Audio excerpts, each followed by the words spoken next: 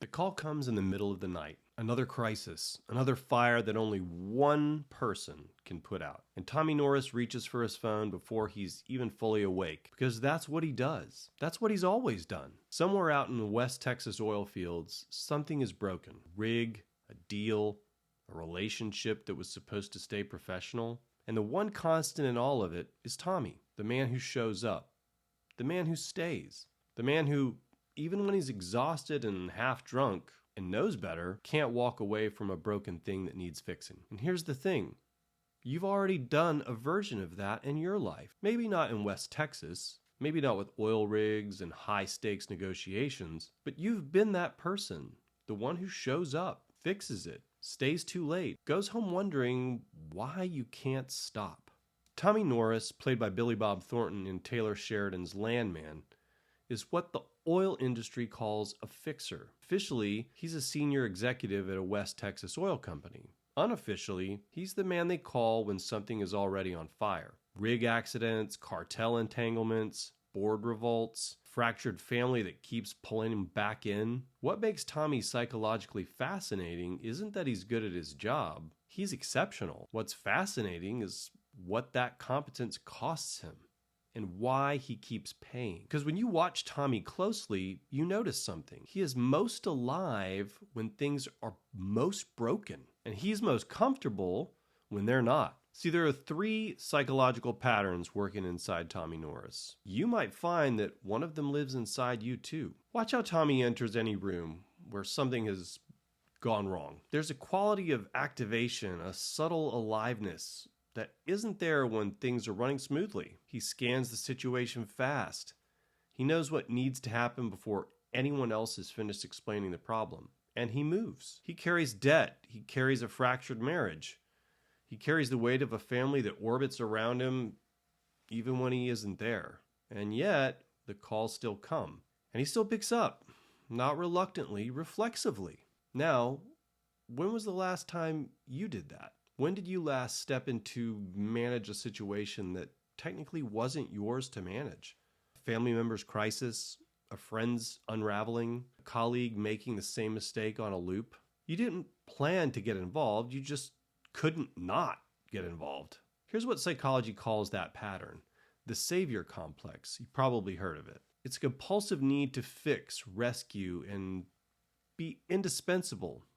And researchers point out something important about where it actually comes from. Beneath the helping is frequently a need to be needed, a fear of what happens when there's nothing left to fix, and a way of generating a sense of worth that feels controllable. When Tommy resolves a crisis, his brain rewards him the same way anyone's does when they feel genuinely useful. The problem is, over time, this identity, the fixer, the one who shows up, crowds out every other way of knowing who you are. The reframe isn't that Tommy is secretly selfish, it's more uncomfortable than that. Tommy rescues broken situations because being the fixer may be the only version of himself he completely trusts. Tommy Norris drinks. He works long past when he should stop.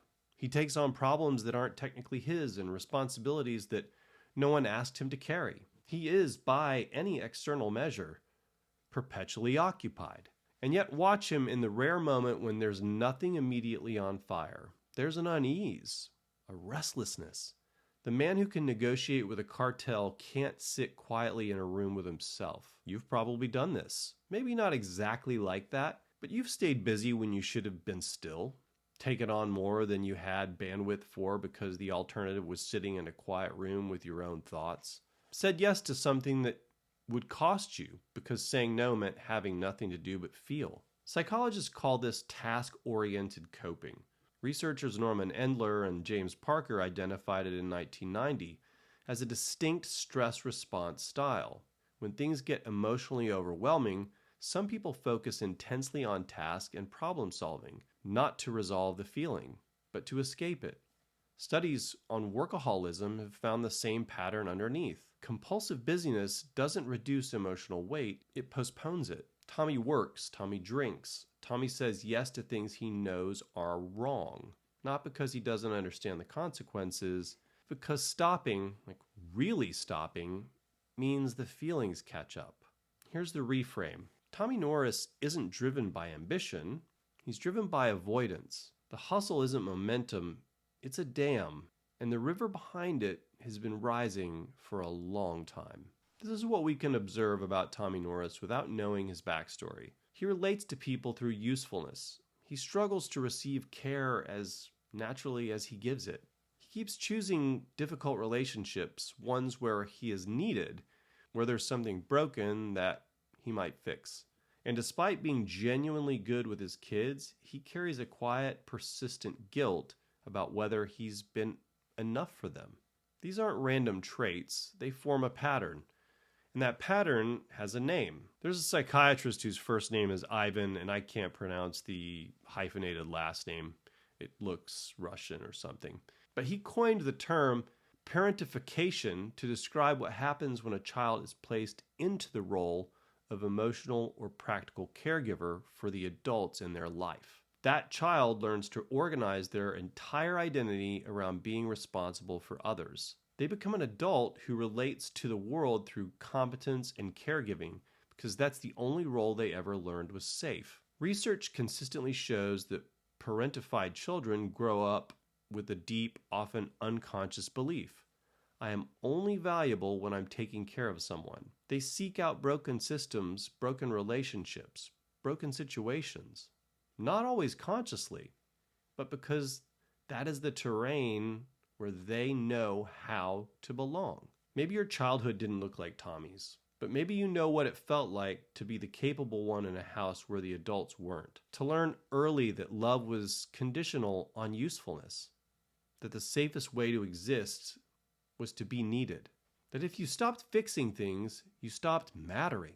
Tommy doesn't wear his past on the surface, but it's there in everything. In the way he can negotiate with dangerous men without blinking and can't accept a simple compliment without deflecting. In the way he is magnificent in crisis, lost the moment things go quiet. The wound became the skill, and the skill became the whole identity. Tommy can't stop fixing because his worth lives inside his usefulness, and without a crisis, he doesn't quite know who he is. You've seen how the busyness isn't drive. It's avoidance. A man staying one emergency ahead of his own stillness. Tommy Norris is not a hero. He's not a villain either. He's something more precise. A man whose deepest wound became his most marketable skill. A man who is genuinely brilliant at the thing that is slowly costing him everything. The question the show keeps asking and never quite answers is whether Tommy can learn to stop fixing long enough to feel what's underneath. That's not just his question. You're more like Tommy Norris than you realize. Not because you work in oil, but because you know what it is to be the person who shows up and to wonder in the quiet moments, what would happen if you didn't? Hey, if you enjoyed this video and you'd like to see me cover some of your favorite characters, leave it in the comments. And if you did enjoy this video, then you're really going to enjoy this one.